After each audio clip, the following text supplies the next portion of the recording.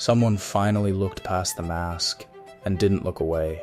Chapter 10, The Mentor Who Saw Through Me. Philadelphia is a city built on truth. Not perfect truth, not polished truth, but the kind of truth that starts revolutions, quiet conversations in dimly lit rooms, ideas whispered before they were shouted, honesty spoken before anyone knew what it would cost. From this hotel window, I can see the old brick row houses stretching into the distance, the narrow streets glowing under soft streetlights, the weight of history sitting in the air like a steady heartbeat. It's the right place to talk about the man who saw through me. Because this chapter isn't about collapse, it's about recognition. It's about the moment someone looks at you, really looks, and sees the parts you've spent your whole life hiding. I met him at a time when I was still pretending I was fine, still managing, still performing, still living behind the wall I had built over decades. He wasn't flashy, he wasn't loud, he didn't try to impress anyone. He carried his own scars, not as badges, but as reminders. He spoke slowly, like someone who had learned the hard way that words matter. He listened in a way that made you feel like silence was part of the conversation. Philadelphia understands men like that. Men who have lived enough life to know what pain looks like. Men who don't flinch when they see it in someone else. The first time we talked, I expected judgment. I expected advice. I expected someone to tell me what to do, how to fix myself, how to stop being the person I had become. But he didn't do any of that. He just told the truth, gently, patiently, without agenda. He said things I wasn't ready to hear. Things that felt too honest, too direct, too close to the parts of me I kept locked away. But he didn't push. He didn't shame me.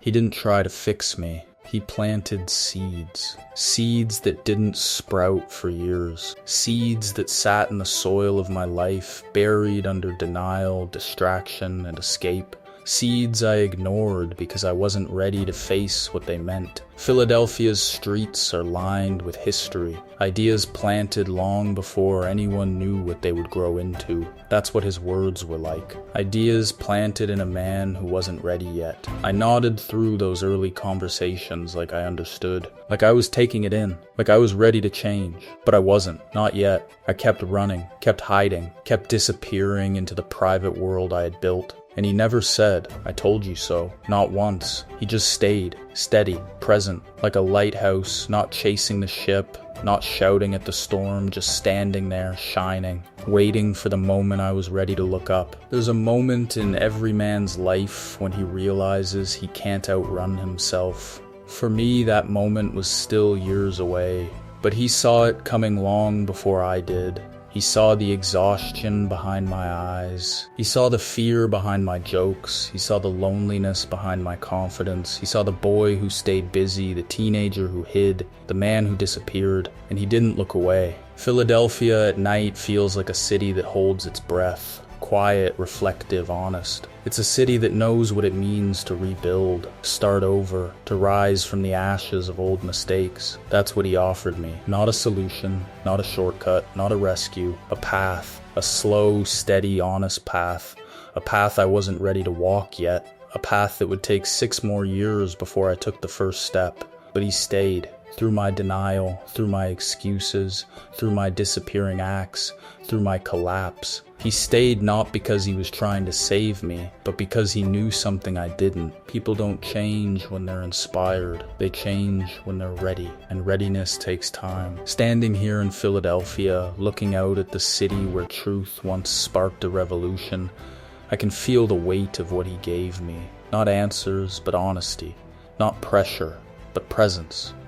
Not judgment, but patience. This chapter isn't about him being perfect. It's about him being steady.